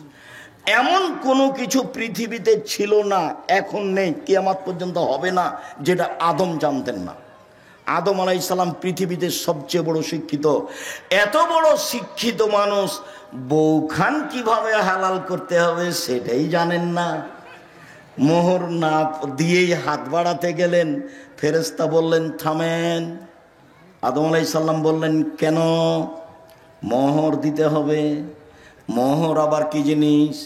মুহাম্মাদের উপরে 10 বার দরুদ পড়ে দিতে হবে, 1000 বার দরুদ পড়ে দিতে হবে। আমি কিয়ামত পর্যন্ত সময় দিয়েছি, কিয়ামত মানে আমার মরা পর্যন্ত। যেমন কোরআন মাজিদের গায়ে শরীফ লিখা আছে, আমি সময় দিয়েছি কিয়ামত পর্যন্ত, না আমার মরা পর্যন্ত। কোরআন মাজিদের শেষে 1 পৃষ্ঠা দোয়া লেখা আছে, দোয়া ও খাতমিল কোরআন। আমি বলেছি নবীর নয়, এটা মানুষের বানানো। সময় দিয়েছি কিয়ামত পর্যন্ত, না আমার মরা পর্যন্ত। আপনি মনে কষ্ট নিয়েন না, আমি আপনার ভাই। আপনি মনে কষ্ট নিয়েন না, আমি আপনার ভাই। আপনি মনে কষ্ট নিয়েন না, আমি আপনার ভাই, আমি আপনার ছেলে। আপনার বাড়িতে লেখাপড়া করে আমি মানুষ হয়েছি, আপনার সামনে আমি হক কথা বলবো, এটা আমার অধিকার আছে। আপনি যদি কিছু মনে করেন আমি দুঃখিত, আপনি দায়িত্ব পালন করেননি। এই জন্য মুকশিদুল মুমিনিন বইয়ে প্রথমে লেখা আছে 1 ওয়াক্ত নামাজ কাজা করলে 80 হোক বা জাহান্নামে থাকতে হয়। প্রমাণ করেন দেখি, প্রমাণ করেন দেখি। বইয়ের এক জায়গাতে হেডলাইনে লেখা আছে অবিবাহিত ছেলেমেয়ের পড়া নিষেধ। অবিবাহিত ছেলেমেয়ের পড়া নিষেধ। যে দেখে সেই পড়ে, যে দেখে সেই পড়ে, যে দেখে সেই পড়ে। আমি নিজে পড়ে দেখলাম, আমি নিজেও পড়ে দেখলাম, দেখি কি আছে। আমি তো বিবাহিত মানুষ, আমি তো আর নায়ের মধ্যে নেই, তা আমি পড়ে দেখলাম। এখন লেখা আছে ভরা পেটে স্ত্রী মিলন হলে ছেলে ভ্যাংচা হয়, সফরের পূর্বে স্ত্রী মিলন হলে ছেলে কানা হয়, চন্দ্র সূর্য গ্রহণে স্ত্রী মিলন হলে ছেলে টেরা হয়। এসব কথা লেখা আছে। আল্লাহর কসম, আমি আব্দুর রাজ্জাক বিন ইউসুফ আপনার কাছের মানুষ, আল্লাহর কসম এগুলো সত্য কথা নয়, বরং কোরআনের বিরোধী। আল্লাহ বলছেন নিসাউকুম হারসুল লাকুম ফাতু হারসাকুম আন্না শিতুম। পৃথিবীর মানুষ তোমাদের স্ত্রী, তোমাদের জমি। পৃথিবীর মানুষ তোমাদের স্ত্রী, তোমাদের ক্ষেত। পৃথিবীর মানুষ তোমাদের স্ত্রী, তোমাদের জমি। তোমরা তোমাদের জমিতে আসো তোমাদের ইচ্ছা মতো, সকালেই কি, দুপুরেই কি, ভরা পেটেই কি, সফরের পূর্বেই কি, চন্দ্রগ্রহণ লাগলেই কি আর না লাগলেই কি। ঋতু হাইজ অবস্থায় স্ত্রী মিলনে যাওয়া না, বাস। এটা আল্লাহর দেওয়া বিধান। পৃথিবীর মানুষ, আমার একটি কথা জানা থাকলে অন্যকে বলো। পৃথিবীর মানুষ, বানি ইসরায়েলের কাহিনী বলো, কোনো দোষ নেই, মানে সত্য কাহিনী হতে হবে। 1 মিনিট, সত্য কাহিনী হতে হবে। 1 মিনিট, 1 মিনিট বলে কি বলতে চাচ্ছেন আব্দুর রাজ্জাক সাহেব? হ্যাঁ, একটা সত্য কাহিনী দেখাই। ইস্তারা রাজুলুন মিন রাজুলিন আকারান। একটা লোকের কাছে জমি কিনে নিয়েছিল হাজার হাজার বছর পূর্বে। জমি চাষ করতে গিয়ে স্বর্ণের পাতিল পেল। এখন জমি ক্রেতা স্বর্ণের পাতিলটা বিক্রেতার কাছে নিয়ে গিয়ে বলছে খুদ্দাহ বাকা মিন্নি, আপনি স্বর্ণের পাতিল নেন। ইস্তারে তো মিনকালার ধরম আবতা মিনকা দাহাব, আমি আপনার কাছে জমি কিনে নিয়েছি, স্বর্ণের পাতিল কিনে নিনি, নেন নেন। তখন বিক্রেতা বলছে বাইতুলার জমা ফিহা, জমিও বিক্রি করেছি, জমিতে যা ছিল সবই বিক্রি করেছি, পাতিল নেব না। হাদিস বুখারী মুসলিম, হাজার হাজার বছর আগের কাহিনী। এই হলো বানি ইসরায়েলের কাহিনী। পৃথিবীর আলেম ওলামা, তোমরা বানি ইসরায়েলের কাহিনী বলো। ও মুফাসসির সাহেব, আপনি বানি ইসরায়েলের সত্য কাহিনী বলেন, আপনি সহিহ হাদিস বলেন। যদি আপনার কোনো কথা এমন হয়ে যায় যেটা নবীর নয়, তখন থাকার জায়গা জাহান্নাম, পথ ঘাট থাকবে না। যোগবা যত বড়ই হোক, পীর যত বড়ই হোক, লাভ হবে না, বাঁচার কোনো পথ নেই। হাদিস বুখারী মুসলিম। আল্লাহ নবী বলছেন, কাফাবিল মারে কাদওয়ানি ইউহাদ্দিসু কুল্লে মা সামিয়া, মুখ দিয়ে কথা বলার পূর্বে ও যেন তদন্ত করে দেখে, তদন্ত না করে যেন কোনো কথা ধর্মের নামে না বলে। বন্ধ থাক, ধর্ম বন্ধ থাক, তুমি বলিও না। বলতে গেলে দেখে বলিও। আমি বলছি না যে আপনি কাঁদ মাসা করিয়েন না উজুতে, আমি এই কথা বলছি না। আমি বলছি আপনি কাঁদ মাসা করেন, কিন্তু যদি নবীর না হয়ে থাকে তাহলে আপনার কি হবে? আপনার আমি এটা বন্ধ করতে আসিনি। আপনি বলেন আল্লাহুম্মা সাল্লি আলা সাইয়্যিদিনা নাবিয়ানা মুহাম্মদ, বলেন, আমি আপনাকে নিষেধ করিনি, এই কাজ আমি করি না। আপনি বলেন। আমি যেটুকু বলছি সেটুকু হচ্ছে, এইটা যদি নবীর না হয় তাহলে আপনার কি হবে, তাকে আপনি তদন্ত করেন, নবীর প্রমাণ হোক। আপনি একজন বড় মুফাসসির, আপনি একজন বড় মুফাসসিরের সহযোগী, আপনি এমনটা করছেন, যদি রাসূলের না হয় তাহলে আপনার এবং তার কি হবে, এইটা আপনি বিবেচনা করছেন না কেন? আমি তো মনে করছি এইভাবে তাফসীর করাটা ঠিক ওইরকম। কেমন? ফাতেমা যেমন বলেছিলেন, ফাতেমা কান্দিয়া কয় আজ বুঝি হুসাইন কারবালাতে শহীদ হয়। ফাতেমা কান্দিয়া কয় আজ বুঝি হুসাইন কারবালাতে শহীদ হয়। যেদিন হুসাইন কারবালাতে শহীদ হচ্ছেন ইরাকের মাটিতে, তার 49 বছর আগে ফাতেমা মারা গেছেন। কতদিন আগে মারা গেছেন? 49 বছর আগে। তাহলে ফাতেমা এইভাবে কিভাবে বলবেন? তাহলে তো ধর্মের কথা, আমি যদি এরকম বক্তা হই তাহলে আমার কথা হয়ে গেল ওইরকম পুথির গানের মতো, 6 মাসের রাস্তা মর্দ 6 দিনে গেল, ঘোড়ায় চড়িয়া মর্দ হাঁটিয়া চলিল। ধর্ম এরকম নয়।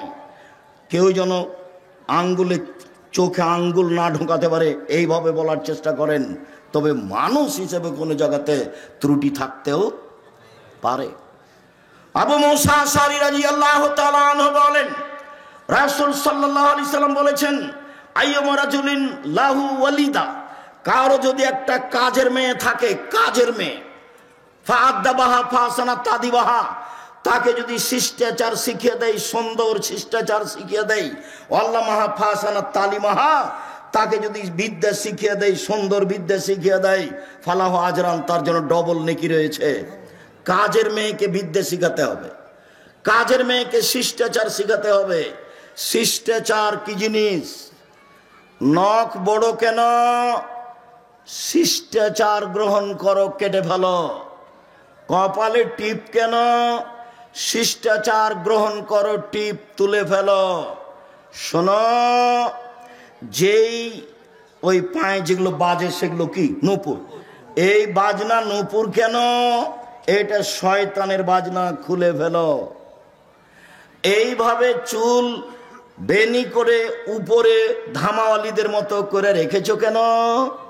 এই শিষ্টাচার বন্ধ করো। শিষ্টাচার কি জিনিস? শিষ্টাচার কি জিনিস? আম্মু বাড়ি থেকে বের হলে আমাকে সালাম দিয়ে বের হও, শিষ্টাচার। আম্মু বাড়িতে ঢোকার সময় সালাম দিয়ে ঢোকো, শিষ্টাচার। আম্মু পড়তে বসলে নাসফালাক ইখলাস রব্বে জিদনি ইলমা বলে পড়তে বসো, শিষ্টাচার। আম্মু ডান পায়ের জুতা আগে পরো, বাম পায়ের জুতা পরে পরো, শিষ্টাচার। আম্মু বাম পায়ের জুতা আগে খুলো, ডান পায়ের জুতা পরে খুলো, শিষ্টাচার। আম্মু টয়লেটে ঢোকার সময় দোয়া পড়ো, বের হওয়ার সময় দোয়া পড়ো, শিষ্টাচার। আম্মু মসজিদে ঢুকলে ডান পা আগে দাও, বাম পা পরে দাও, শিষ্টাচার। আম্মু মসজিদ থেকে বের হলে বাম পা আগে দাও, ডান পা পরে দাও, শিষ্টাচার। শিষ্টাচার দিয়ে, ইসলামী শিষ্টাচার দিয়ে দিন রাত পূর্ণ হয়ে আছে। আম্মু ডান হাতে গিলাস ধরো, 3 শ্বাসে পানি পান করো, শিষ্টাচার। ফিলিস্তিনের লোকেরা অরিজিনাল আরবি, মূল আরবি। ফিলিস্তিনের লোকেরা একবারে নগদ আরবি, কিন্তু তারা নিচে নামতে নামতে নামতে এমন নেমেছে যে শিষ্টাচার টোটালেই ভুলে গেছে। আব্দুর রহিম মিশর আজহারে পড়তো, সেই সুবাদে গাজা ফিলিস্তিনের লোকেরা যারা মিশরে এসেছিল ওদের আমরা বাছাই করে কয়েকশো লোককে কয়েকবার সহযোগিতা করেছি। তো আমি সেদিন সহযোগিতা দিচ্ছি আপনাদের পক্ষ থেকে। তা আমি যখন দিচ্ছি তখন বাম হাতে নিল, আর একজন বাম হাতে নিল। আমি দেওয়া বন্ধ করে বক্তব্য দিলাম। আমি আরবিতে শুনলাম, ওরা তো আরবি আমার চেয়ে বেশি বুঝে। যখন বললাম বাম হাত হলো শয়তানের জন্য, ডান হাত হলো রাসূল বলছেন খাওয়ার জন্য, পবিত্রতার জন্য। আয়েশা রাদিয়াল্লাহু আনহা বলছেন রাসূলের ডান হাত খানটা পবিত্র কাজের জন্য, খাওয়ার জন্য, আর বাম হাত খানটা খালা এই পেশাব পায়খানার জন্য, অমিন কাদারা, আর যে খারাপের ময়লার জন্য। ওরা একবারে গুলগুলো হয়ে বুঝলো আরবি, ওরা তো আরবিতেই জন্ম। এবার বললাম নেন, তখন বাম হাত বাড়িয়ে গেল। কেন বলেন তো? আদাত, অভ্যাস। বক্তব্য বুঝলো ঠিকই, কিন্তু যেটা চলমান অভ্যাস সেটা পরিবর্তন সহজে করতে পারলো না। বাম হাতে নিচ্ছে, বাম হাতে নিচ্ছে, বাম হাতে খাচ্ছে, বাম হাতে চা ধরছে। শয়তান খায় বাম হাতে, পেশাবের কাজ বাম হাতে, পায়খানার কাজ বাম হাতে, ছুঁচে বাম হাতে। মানুষ কি করে? ছুঁচে বাম হাতে, পায়খানা লাড়ে বাম হাতে। আচ্ছা, আপনি বাম হাতে চা খাচ্ছেন, আপনার একটু মানবতা নাই? আপনি শিক্ষিত মানুষ, কে বললো? আমি বলিনি ভাইজান, আমি কোনোদিন বলিনি। আপনাকে আমি গরু ছাগলের মতো মনে করি। বুঝেও বুঝে না ওরা, অন্তর আছে বুঝে না, দেখেও দেখে না ওরা, চক্ষু আছে দেখে না, শুনেও শোনে না ওরা, কান আছে শোনে না। উলাইকা কালানাম, তারা পশু প্রাণীর মতো, তারা গরু ছাগলের মতো, তারা কুকুর শ্রীর মতো। ভালো মজা তার চেয়ে বেশি, তার চেয়ে বেশি খারাপ। যে শ্বশুরের কাছে যৌতুক নেই সে কুকুর শ্রীগালের চেয়ে বেশি খারাপ। 24 ঘন্টার মধ্যে সন্ধ্যা হতে হতে মোটরসাইকেল ফেরত দিতে হবে। খালি মায়েরা বলছে, মায়েরা খালি বেটার সামনে গল্প করছে, আব্বু অমুক অমুক ছেলের শ্বশুর না বাড়ির সব কিছু ফার্নিচার সাজিয়ে দিল। খালি মায়ের সামনে এগুলো, মায়ের গল্প, ছেলের সামনে মা এগুলো গল্প করছে।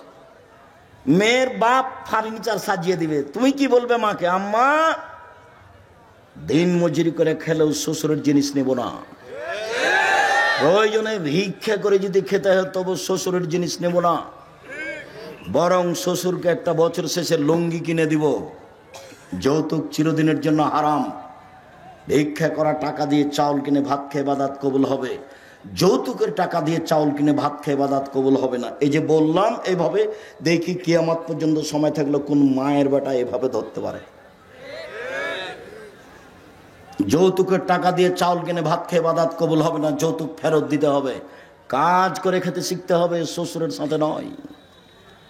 ঘর জমায় হয়ে কাজ করতে রাজি নয়, দিন মজুরি করে খেতে রাজি আছি। নিজের ব্যক্তিত্ব বিক্রি করতে রাজি নয়। মানুষের বাড়িতে কাজ করে খাবো, সারাদিন কাজ করব, বিকেলে 600 টাকা পাবো। এই যে 600 টাকার মালিক আমি। কাজ করে খাবো কেন? চকলেট বিক্রি করে খাবো, সারাদিনে 800 টাকা ইনকাম করব। চকলেট বিক্রি করব কেন? রহনপুরে জমিদারের ছেলে আমি, কোটি টাকার ব্যবসা করব। করো না, ভালো কাজ। দিন মজুরি করে খেলে টাকা শেষ হবে সন্ধ্যায়, আর মাসের যদি চাকরি করেন তাহলে টাকা শেষ হবে 25 দিনে। 5 দিন ধার কর্জ করে খাওয়া লাগবে। মায়ে যদি টাকা চায়, বেটা এ মাসে কিছু টাকা দিতে হতো বেটা। আচ্ছা দেখি আম্মা, এ মাসে তো পারলাম না, সামনে মাসে জিনিসের দাম বেড়ে গেছে। তখন বলছে আম্মা কিছু যে করতে পারলাম না। তাহলে কি করতে হবে? ব্যবসা। আল্লাহ রাসূল বলছেন সত্যবাদী ব্যবসায়ী জান্নাতে নবীর সাথে থাকবে। আল্লাহ নবী বললেন ব্যবসায় মিথ্যা কথা কসম চলে আসে আসুক, তুমি কিছু দান খয়রাত করে দাও, তাতে মিটে যাবে। ব্যবসার সব পথ খোলা আছে। ব্যবসা করে উপার্জন করে খেতে শিখতে হবে। চাঁপাইনবাবগঞ্জের লোকের মতো নয়। চাঁপাইনবাবগঞ্জের লোক 2 ধরনের, একটা চাকরি আর একটা দিন মজুরি। আমি যখন দেশে যাই, সৌদি আরব, কুয়েত, কাতার, বাহরাইন, মিশর, আপনার আবুধাবি, দুবাই, ওমান, লন্ডন, এইসব দেশে যখন যাই তখন গিয়ে থাকি। বাড়ি কোথায়? ব্রাহ্মণবাড়িয়া। বাড়ি কোথায়? সন্দ্বীপ। বাড়ি কোথায়? কুমিল্লা। কেউ বলে না যে বাড়ি রহনপুর, কেউ বলে না, কেউ বলে না চাঁপাইনবাবগঞ্জ। মাস গিয়ে থাকছি, মাস যেখানেই যাই মানুষ সম্মান করে খুব বেশি। একবার সম্মান দেখে মনে হয় যে আল্লাহ এই দুনিয়াতে সম্মান দিয়ে শেষ করো না, এটা আমার জন্য পরকালে লাগবে। আল্লাহ, আমি এইভাবে চাইনি। আমার পরকালটা টিকিয়ে দাও, ওটা থাক, তারপরে এটা দাও, ওখানের জন্য ঘাটতি না হয়। 6 মাস জীবনে গাড়িতে থাকলাম, 6 মাস বাড়িতে থাকলাম, তবু ঝামেলার মধ্যে থাকলাম, এবাদত বান্দিকে কিছু করতে পারলাম তা আমার মনে বলে না। তবে আমার একটা দৃঢ়তা কাজ করে, জাতির সামনে কোনোদিন ধর্মের নামে ফাঁকি দিনি, জাতি যে যেটুকু মানছে ওটুকু থেকে আমি তার সমান নেকি পাবো ইনশাল্লাহ, এই দিয়ে আমি সফল হব ইনশাল্লাহ, এটা আমার দৃঢ়তা কাজ করে। কাজের মেয়েকে শিখিয়ে দিল, শিষ্টাচার শিখিয়ে দিল, কাজের মেয়েকে বিদ্যে শিখিয়ে দিল। কাজের মেয়েকে যদি শিক্ষা দিতে হয় তাহলে নিজের মেয়েকে শিক্ষা দিতেই হবে। কাজের মেয়েকে যদি শিষ্টাচার শিখাতে হয় তাহলে নিজের মেয়েকে শিষ্টাচার শিখাতেই হবে, বাধ্য, শিখাতেই হবে। উপস্থিত বৈঠকের দিনই মুসলিম বোন, আপনি একটু প্রস্তুতি নেন। এই মেয়ে, কথা বলছো কেন? ঢং ঢং করে এসেছ, আবার কথা বলছো কেন? মুখ বন্ধ রাখো। উপস্থিত দিনই বৈঠকের মুসলিম বোন, আপনাদের সাথে আমাদের আন্তরিকতার অভাব নেই। কেউ যদি গায়ের উপর দিয়ে চড়ে চলে যায় তবু মুখ খুলবেন না। আপনি অনুরোধ রক্ষা করেন, আপনার কাছাকাছি এসেছি, আপনাকে কিছু বলতে চাচ্ছি, আপনি একটু মুখটা বন্ধ করেন, মুখ খুলবেন না, একবারে টোটালি মুখ বন্ধ করেন। কেউ যদি গায়ের উপর দিয়ে চড়ে চলে যায় আপনি তার প্রতিশোধ নেবেন না। আচ্ছা, গেছে, চুপ থাকেন আপনি। এদিকে শুনেন, আসলে মাকে বহুদিন বলেছি, অনেক ছেলের জানা আছে, আপনারও জানা আছে, কথাটা পুনরায় বলে এটাকে আপনার কাছে শক্ত করতে চাচ্ছি। শুনুন, জাবের বলছেন রাদিয়াল্লাহু তাআলা আনহু, আমরা একদা রাসূলের সাথে যুদ্ধ করে আসছিলাম, মদিনায় ঢুকবো। তখন আল্লাহ রাসূল বলছেন, এই থামো থামো থামো, তোমরা এখানে থামো, রাতে সকালে বাড়িতে যাব। তো আমি জাবের বললাম, আল্লাহর নবী, আমি নতুন বিবাহ করেছি, আমাকে বাড়ি যেতে অনুমতি দেন। তখন আল্লাহ রাসূল আমাকে বলছেন, ও তুমি বিবাহ করেছ? বিকরা নাম সাইয়্যিবা, কুমারী মেয়ে বিবাহ করেছ না তালাক প্রাপ্তা মেয়ে বিবাহ করেছ? তা আমি বললাম, আল্লাহর নবী, আমি তালাক প্রাপ্তা মেয়ে বিবাহ করেছি। ওর বিবাহ হয়েছিল, তার স্বামী তাকে ছেড়ে দিয়েছে, আমি তাকে বিবাহ করেছি। তখন আল্লাহ রাসূল বলছেন, আরে হাল্লা বিক্রান তুলায় বোকা, তুমি কুমারী মেয়ে কেন বিবাহ করলে না? তুমি অবিবাহিতা মেয়ে কেন বিবাহ করলে না? তুমি তার সাথে খেলতে, ও তোমার সাথে খেলতো, তুমি তার সাথে খেলতে, ও তোমার সাথে খেলতো। তখন জাবের বলছেন, আল্লাহর নবী, আমার আব্বা উহুদের যুদ্ধে শহীদ হয়েছেন 9 জন মেয়ে রেখে। এক খেলে চেয়ে থাকো ছেলেরা তোমরা, ভাইজান আপনি এক খেলে চেয়ে থাকবেন। জাবের বলছেন, আল্লাহর নবী, আমার আব্বা শহীদ হয়েছেন 9 জন মেয়ে রেখে, আমার 9 জন বোন আছে। আক্রাহ আন উজাব আন আতাজাওয়াজা মিসলাহুন্না, আমি আমার বোনদের সমবয়সের মেয়েকে বিবাহ করা পছন্দ করছি না 4টা কারণে। আমি বেশি বয়সের মেয়ে বিবাহ করেছি 4টা কারণে। আমার বোনদের সমবয়সের মেয়েকে বিবাহ করা পছন্দ করিনি 4টা কারণে। এক, লেতুয়াল্লিমাহুন্না, আমার স্ত্রী যেন আমার বোনদেরকে বিদ্যা শিখাতে পারে। বিদ্যা তো একটা স্কুলে আছেই, ওমা তোমার আকাশ তোমার বাতাস। আমি ঠাকুরের নিন্দা করিনি, আমি বলেছি তোর বাপের আকাশ। ও সববার বলছে ও কালিমা তোমার আকাশ তোমার বাতাস। বাংলার মানুষজন ভেবে দেখলো না, চিন্তা ভাবনা করলো না, দিনরাত বলছে, আমার আর করার কি আছে? আমি মানুষ হিসেবে যা বুঝেছি সেটা বলেছি। তো আমি ঠাকুরের মানের হানি করলাম কি করে? 5,000 কোটি টাকার মামলা হলো। আমি যখন কাঠগড়ায় উঠলাম তখন জজ আমাকে বলছে, আপনি পিস টিভি করেন, পিস টিভিতে কথা বলেন আপনি? বলে জি। আপনি পিস টিভির আলোচক? জি। আপনার মামলাটা আমি খারিজ করে দিলাম প্রথম দিনই। আর 1,000 কোটি টাকার মামলা ছিল সিলেট সুনামগঞ্জে। তো আমি যখন কাঠগড়ায় দাঁড়ালাম তখন আমাকে বলছে, এভাবে দেখেন, আপনার সাথে মামলা নিয়ে আমার কোনো কথা নেই। ওই নথিটা এভাবে উল্টে দিলেন, দিয়ে বলছেন আপনার সাথে কিছু কথা। আমার বক্তব্যকে তো একবার তন্ন তন্ন করে দেখেছে। বলছে যে আল্লাহর নবী এবং আয়েশা একসাথে গোসল করলেন, উভয়ের পরনে কাপড় ছিল না, এই কথাটা আপনি কেমনে বললেন, কিভাবে বলতে পারেন? আমি তো উত্তর দিব না, কিছু বলবো না। আমাকে উকিল বলেছে যাই বলুক মুখ খুলবেন না, এর নাম জজ, যেটা বলবে সেটাই হবে, মুখ খুলবেন না। চিরদিন আপনার কথা শুনেছি, আজকে আমার কথা শুনবেন দয়া করে। ঠিক আছে, আপনার কথাই শুনবো, মুখ খুলবো না। বলছে এক বালতি গরুর পেশাবে কাপড় ভিজিয়ে দিলে তাতে সলাৎ হবে, এই কথা আপনি কেমনে বললেন? হোসেন আহমদ মাদানি শিরক করেছেন ডালিম গাছের নিচে বুখারী পড়িয়ে, আপনি এ কথা কেমনে বললেন? কথা কিন্তু হুবহু এরকম নয়, মানে কম বেশ করে বলা হচ্ছে। তো 16 মিনিট কথা বলার পরে একটানা 16 মিনিট কথা বললেন, আমি মুখ খুলিনি। 16 মিনিট পরে বলছে যে আপনি এই কারণে এখানে এসেছেন আমার মনে হচ্ছে না, অন্য কিছু কারণ হবে। মানে আপনি বলেছেন শাহজালাল সিলেটির কবর ভেঙে দিতে হবে, ওই জন্য আপনি এখানে এসেছেন। আসলে আপনি ঠাকুরকে বলেছেন যে তার বাপের আকাশ, এই জন্য আপনি আসেননি, ওই কারণে এসেছেন। তারা মানে মাঝারি মানুষ তারা। তো বললো যে আপনার কি জামিন মঞ্জুর করা হলো? উনি বললেন না যে আপনার মামলা খারিজ করে দিলাম, উনি বললেন জামিন মঞ্জুর করা হলো। আর যারা সামনে ছিল তাদেরকে বললেন যে আপনারা তার সাথে কথা বলবেন না। তারপরে একবার গেছিলাম, তারপরে আর যাওয়া লাগেনি, আলহামদুলিল্লাহ। বলছিলাম সম্মানিত দিনী ভাই বোন, রাসূল সাল্লাল্লাহু আলাইহি ওয়াসাল্লাম যেভাবে বললেন, জাবের বলছেন রাসূলের উত্তরে, এক, আমার স্ত্রী যেন আমার বোনদেরকে বিদ্যা শিখাতে পারে, দুই, আমার স্ত্রী যেন আমার বোনদেরকে শিষ্টাচার শিখাতে পারে। উপস্থিত বৈঠকের দিনী মুসলিম বোন শুনেন, এই মেয়ে শোনো, শিষ্টাচার কি জিনিস? শিষ্টাচার কি জিনিস? বাড়ি যাওয়ার সময় একটা বই নিয়ে যাবো, আদর্শ পরিবার। আদর্শ পরিবারের শুরু থেকে নিয়ে শেষ পর্যন্ত সবই শিষ্টাচার, সবই শিষ্টাচার।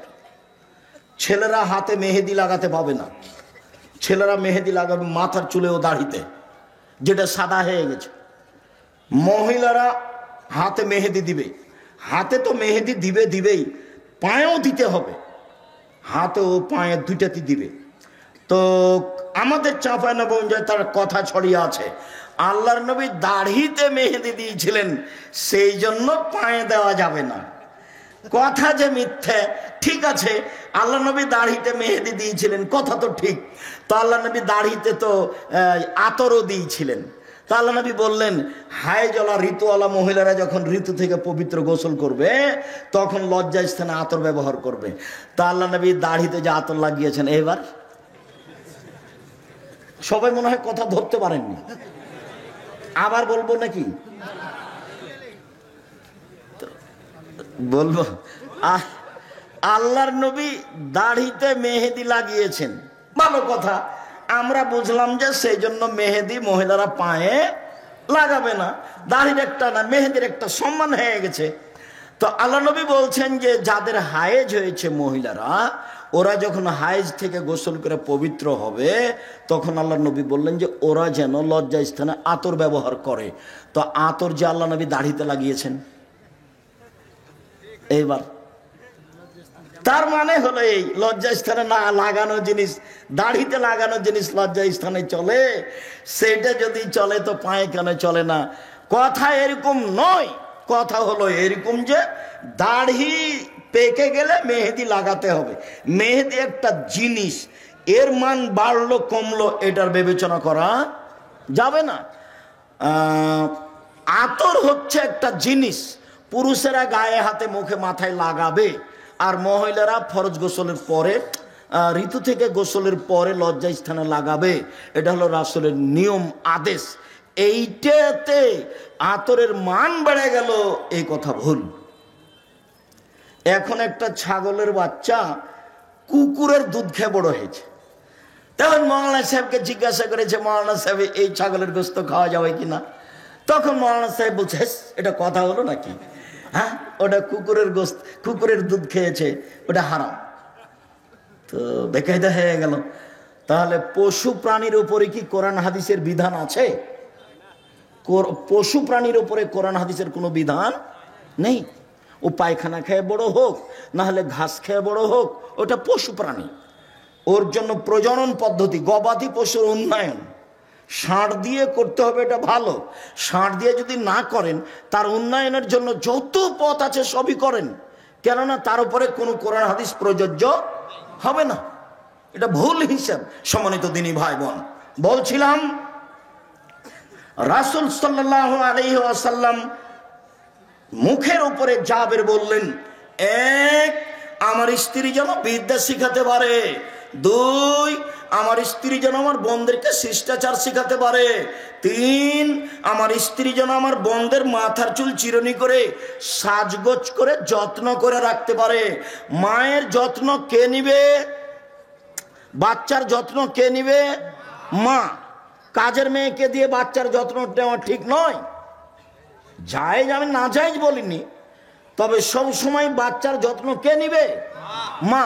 তার মাথাটা চিরুনি করে দিবে মা, তার কাপড়টা পরিষ্কার করে দিবে মা, তাকে গোছগাছ করে রাখবে মা, তাকে ঝকঝকে করে রাখবে মা, তার গায়ের পাঞ্জাবিটা পরিষ্কার করে দিবে মা, তাকে ডান হাত আগে ঢোকাইতে বলবে জামাতে তার মা। সব শিষ্টাচার তার মা পালন করবে এবং বাচ্চাকে যত্ন করে রাখবে।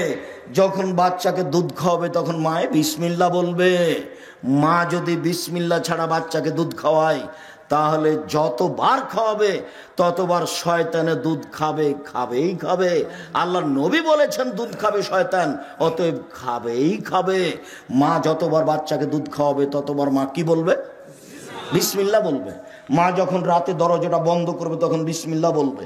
মা যখন বাল্বটা অফ করে দিবে তখন বিসমিল্লাহ বলবে। যখন মা জ্বালানটা বন্ধ করবে তখন বিসমিল্লাহ বলবে। মা যখন তরকারির পাতিলে ঢাকবে তখন বিসমিল্লাহ বলবে। মা যখন আটার পাতিলে ঢাকবে তখন বিসমিল্লাহ বলবে। আল্লাহ নবী বলেন সব কিছু ঢেকে রাখো, খোলা রাখো না। রাতে কতগুলি বালা মুসিবত চলে, খোলা জিনিস যে খাবে তার রোগ ব্যাধি হয়ে যাবে। হাটে বাজারে এভাবে খোলা জিলাপি খাবেন না। একবারে সপ্তাহ সপ্তাহ খোলা পড়ে আছে আর আপনি কিনে নিয়ে চলে যাচ্ছেন। আল্লাহ নবী না করেছে। সূর্য ডুবার পরে বাচ্চাকে বাহিরে নিয়ে যাওয়া যাবে না, নইলে বাচ্চাকে জিনে ধরবে, শয়তান ধরবে। ছাদের উপরে নিয়ে যাবেন না, আগুনে নিয়ে যাবেন না। রাত যখন এসা কাছাকাছি হয়ে গেছে তখন নিয়ে যান। সব বুখারী মুসলিম এক টানা হাদিস এগুলো।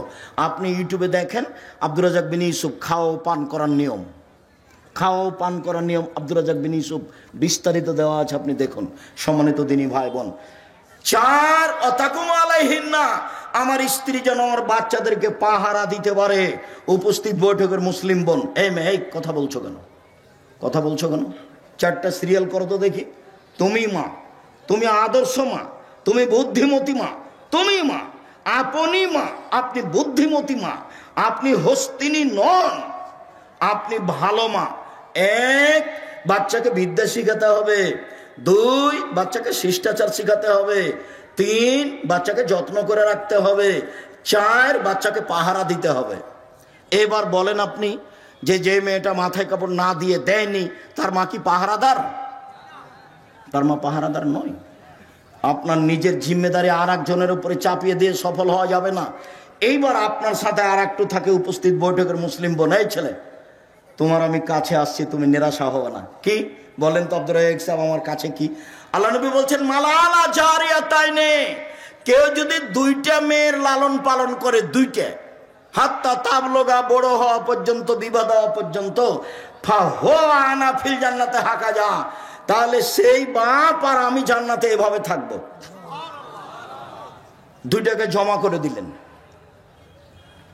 আঙ্গুল দুইটা জমা করে দিলেন, দুইটা মেয়ে। এবার বলছেন আনাওয়া কাফিরুল ইয়াতীম, কেউ যদি এতিমের লালন পালন করে সে আর আমি জান্নাতে এইভাবে থাকবো। ওয়াসারা বিসাবাব অলস্তা, তর্জনীর মধ্যম ইশারা করলেন, ফাররাকা বাইনাহুম শায়ান, একটু ফাঁকা রাখলেন। বুঝতে না পারলে আমি আবার বলছি, এতিম লালন পালন করলেও নবীর সাথে থাকা যাবে, তবে মধ্যে কি আছে? একটু ফাঁকা আছে। আর কেউ যদি দুইটা বেটির লালন পালন করে, বিবাহ শাদী দিয়ে দেয়, তাহলে এই বাপ রাসূলের সাথে কিভাবে থাকবে? একসাথে। হাদিস সহিহ। আর একটা বলি, আল্লাহ নবী বলছেন মানা আলা সালাসা বানাতিন, কেউ যদি 3টে মেয়ের লালন পালন করে, ওয়া আদাবাহুন্না, শিষ্টাচার শিখিয়ে দেয়, ওয়া আল্লামাহুন্না, বিদ্যা শিখিয়ে দেয়, ওয়া জাওয়াজাহুন্না, বিবাহ শাদী দিয়ে দেয়, আহসানা ইলাইহিন্না, তার সাথে সদাচরণ করে, একবারও বলে না এই তো মুখ ভেঙে দেবো, এই তো দাঁত খুলে দেবো, এই তোর স্বভাব খারাপ, এই তোকে এই করবো সেই করবো, একবারও বাপ মেয়েকে এভাবে বলে না। সব সময় আদর করে।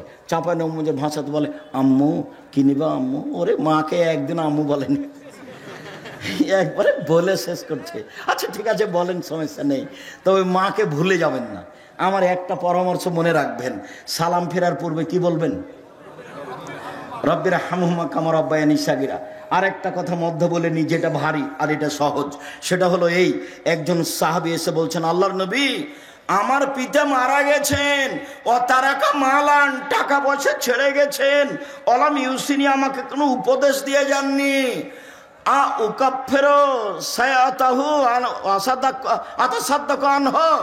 আমি যদি তার নামে দান করি তার পাপ মিটে যাবে কি? কালো নাম। আল্লাহ রাসূল বললেন হ্যাঁ। তিনি বললেন না বড় পাপ, তিনি বললেন না ছোট পাপ, তিনি বললেন তুমি দান করলে তোমার বাপের নামে তোমার বাপের পাপ মিটে যাবে।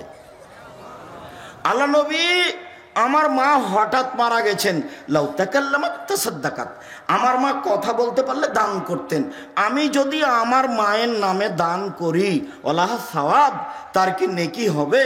তার নাম। আল্লাহ রাসূল বললেন হ্যাঁ। সব বুখারী মুসলিমের হাদিস। তাহলে মরা বাপ মায়ের নামে একটা থাকলো দোয়া আর একটা থাকলো দান। হজ করে বাপের উপকার করতে পারবেন না, রমজানের সিয়াম থেকে বাপের উপকার করতে পারবেন না, কোরআন তেলাওয়াত করে বাপের উপকার করতে পারবেন না, দিন মজুরি করে বাপের উপকার করতে পারবেন, দিন মজুরি করে। এই ছেলেরা আপনারা একবারে চুপচাপ থাকবেন, আমি শেষের দিকে চলে এসেছি, আর কেউ উঠে গিয়ে পরিবেশ নষ্ট করবেন না। মনে হয় এটা একটা কোনো প্রতিষ্ঠানের সহযোগিতায় প্রোগ্রাম, তো আপনাদের কাছে ছেলেরা যাবে, 10 টাকা হোক, 20 টাকা হোক, 5 টাকা হোক, 50 টাকা হোক, ফিরিয়ে দিবেন না। আল্লাহ নবী বলেছেন যে যতটুকু দিবে তার ততটুকু পূর্ণ হয়ে যাবে, যতটুকু দিবে না তার ততটুকু ক্ষতি হয়ে যাবে। এই ছেলে গেলে উঠবো না, আমি কাছাকাছি চলে এসেছি, আমার এই কথাকে তুমি মূল্যায়ন করো।